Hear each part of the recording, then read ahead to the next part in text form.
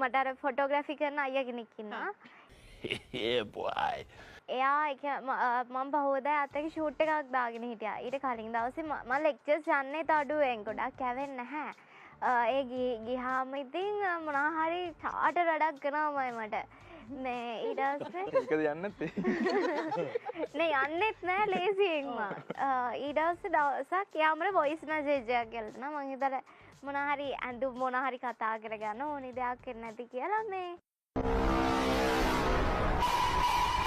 මං ඇහුවා voice message එක. අදයා වොයිස් මැසේජ් එක එවුවා නම් ඊළඟ දවසේ අතක ෂූට් එකක් තියෙනවා. ඔව් ඒ හින්දා මම ඉතින් අර අච්චර කලබලස්සේ වොයිස් මැසේජ් එක ඇහුවා. Oh my God! Wow! මේ හිමීට ඇහුවම දැන් චුට්ටක් කරලා යනකම් ඇහුන්නේ නැහැ මොකුත්. මං හිතුවා අඩු කරලානේ ඒතකොට එයා කතා කරන්නේ හිමින් වෙන්නේ නැති කියලා මං වැඩි කරා සවුන්ඩ් උඩරිම. වැඩි කරලා චුට්ටක් ගලා යනකම් ඇහුන්නේ නැහැ. ඊට පස්සේ ටිකක් ගලා ගිහින් ගෑනු කෙනෙක් බෙරි අඳනවා.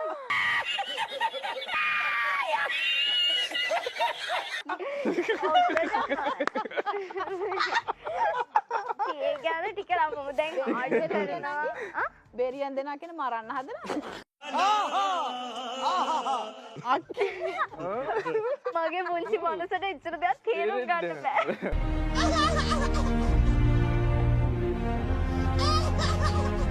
ඒ ළමයාගේ පුංචි මනසට දරා ගන්න බැරි ප්‍රශ්න අහන්න එපා කියලා.